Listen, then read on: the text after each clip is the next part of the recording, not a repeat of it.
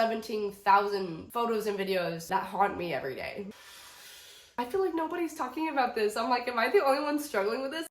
Hello and welcome back to my channel. If you're new here, my name is Shelby Bright and I'm a full-time content creator and social media influencer, and I teach others how to make a full-time income as content creators or influencers.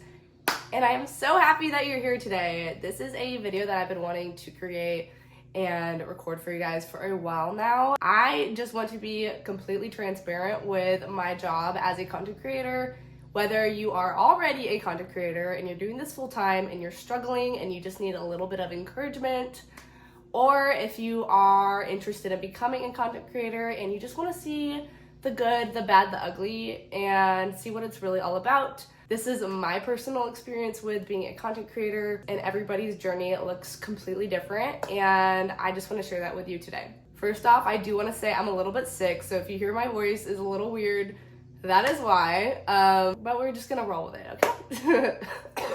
And before I get started, I just want to say that this is my literal dream job, and I am so thankful that I get to do this for a job, for a living.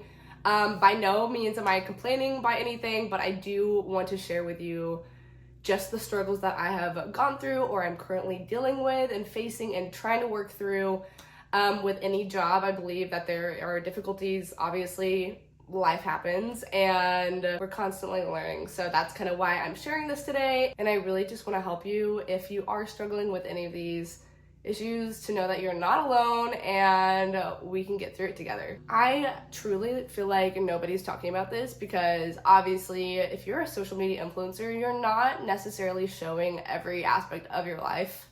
I mean, how can we? We live 24 hours in a day. We can't share that whole experience online, nor do we want to. So I feel like the reason why people might not be talking about this is because it's not pretty. The ugly parts are not fun to talk about, and a lot of times it's kind of like an internal battle. Most of the things I struggle with are internal, so it is hard to discuss them and show people. But yeah, that's why I want to create this video, to not only help you, but also I believe it's so good to talk through things, and this video is slightly also for me to just get my thoughts together and hopefully help you guys out too. Okay, number one, when I first started out as a content creator, I really struggled with the insecurity of telling people that I did social media as a job. So when people would ask me what I did for work, I would be like, oh, like I'm a UGC creator. And most people don't know what UGC is. It's user generated content. If you don't know, it's basically where you create content for brands and they use it on their socials. And so I would tell people that and they'd be like, this like blank stare on their face, like, what is that? And I would be like, oh, like I do this. And they're like, oh, okay. And it was just like, I just felt like nobody took me seriously. And here's why though, because I didn't even take myself seriously. I was like, oh, like it's like a fun little hobby. I just do it on the side. But the reality was I was doing it full time. I was making a full-time income, and I wasn't at the place where I could be secure in what I did, like with confidence. And I struggled with that for a while. I feel like when I would introduce myself and the first question that people would ask would be, what do you do for work? And I would be like, social media. Like, I don't know. Maybe I was looking too hard for people's approval of my job, because I know that a lot of people don't take influencers seriously. And I get it, I do, but I think something that's really helped with that is realizing that I am literally doing my dream job. It doesn't really matter what people think, because they are not the ones that are paying the bills. They're not the ones who have a super flexible schedule, who get to work for themselves, work from home, work from wherever they want. I think that realizing that I truly had my dream job and I was secure in that and confident in that has really helped me becoming more confident when I tell people what I do. But also you got to realize that not everybody is going to approve of what you do, and that's simply okay. You can just move along and be like, yep, that's what I do. And then move on, because your close friends in your circle are going to support you, and it is so important that you surround yourself with people who believe in you and they support you and they respect what you do. I think also having more of a following now has given me a bit more confidence too. I'm not saying I'm a huge influencer by any means, but when I would tell people that I did social media before, when I was strictly a UGC creator, I had like less than 1,000 followers. Not to sound shallow, but I feel like a lot of people value people for their following, and it's pretty messed up, but I mean, that's kind of the toxic side of social media. Anyways, that's another story for another time, but let's get into struggle number 2. The famous imposter syndrome. We've all heard of it, and if you're a creator, you most likely have struggled with it.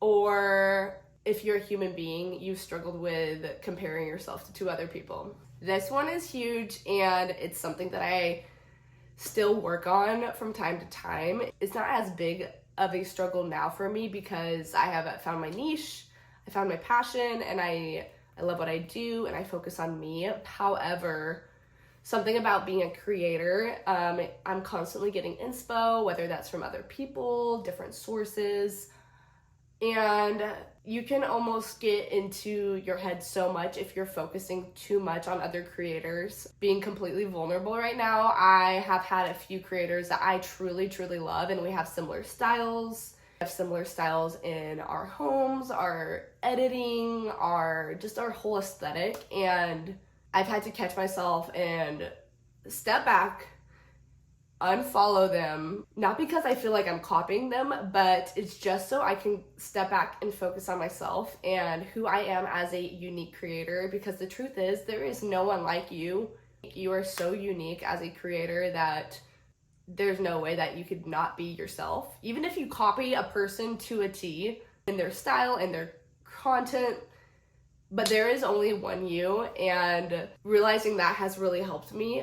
Even though I loved these creators that I followed, I had to unfollow them because every time I would see them on my feed, I would almost get FOMO of like, oh my gosh, I'm falling behind because I haven't posted today, or it just can become a toxic cycle of comparing yourself, feeling like you're behind, and it really sucks the passion out of the job. So I would encourage you, if you feel like you're struggling with comparison, whether that's with like other women, or even if you're not a creator at all and you are simply just on social media, take a break from social media if you need to. Unfollow the people who don't spark true joy. Just do what you need to do to focus on yourself and focus on who you are as a creator, and reevaluate and ask yourself the hard question, am I authentic to myself?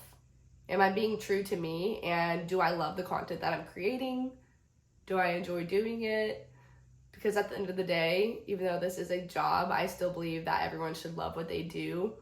And if being a content creator is for you, you should really enjoy it. There's definitely a fine line between what you do for work and it becoming overbearing into your mental space. So just being aware of that has really helped me. And that leads me to number 3, the struggle of constantly being on your phone. Literally everything I have to do is on my phone. Everything. Like, I can just sit down, go on Instagram, and immediately I'm working because I'm looking for sounds, I'm looking for trends, I'm comparing myself with other creators, you know what I mean? So that has been a struggle that I have been working through, and I still am, because I am somewhere between wanting to disconnect from all socials and being present with my friends and family, getting outside in nature, but also like everything I have to work on is on my phone. So something that I've been trying to implement better is time blocks of when I'm working, and obviously I will be on my phone during this time because everything I have to do is on there. And then once that time is up, then I'm off my phone, it's on airplane mode, or it's away and I'm outside, I'm doing something that helps me decompress that is away from technology. It is like the screen time I have is so bad at the end of the week when I am not being intentional about stepping away from my phone, and that is just like not healthy. I can't remember where I heard this from, but basically the saying was like, if it's dark outside, then my screen time is off. And I really want to get in the habit of, as soon as it's dark outside, let's say 6:37, like I am not doing anything on my phone anymore. I'm not checking emails. I'm not editing videos. Yeah, it's been bad. Okay, number 4. This one might seem really insignificant compared to the other ones that I've shared, but this is a big struggle for me. And it is running out of storage on my phone. Also, having a super cluttered digital space. I am naturally a pretty unorganized person when it comes to digital files. Like, if you saw my laptop right now, my desktop, it's a hot mess. And like, it's something that I truly struggle with. And I think there's this book that I heard about. It's like digital minimalism. And just the name alone sounds so fascinating to me, and I'm like, okay, like I need to read this book because I feel like I've just been so stressed out with like constantly running out of storage, constantly having so many photos and videos that are like there in case I need them. Yes, I've done like iCloud storage, that's completely full. I've done USB things, that didn't work for me. Uploading it onto like hard drives and stuff, so I'm like, yeah, this is definitely like a pain point for me. I just have so much content, like it's good content, but I'm like, oh, I might need this, so I might need to like hold on to it. And I'm like, I also need to like organize everything and get it all in this like beautiful file system where I'm like, if I need to post something somewhere else, then I'll like have it and I'll know exactly where it is. But at this point, like I have 17,000 photos and videos that haunt me every day. Yeah, so, I don't know. I feel like nobody's talking about this. I'm like, am I the only one struggling with this? I don't think I am, but I don't know. It's just been a hard thing for me. That's all. All right, moving on. All right, 2 more. I don't want this video to be like 20 years old, but this one is number 5. Finding clients or businesses or brands to work with who value you as a creator and want to actually pay you.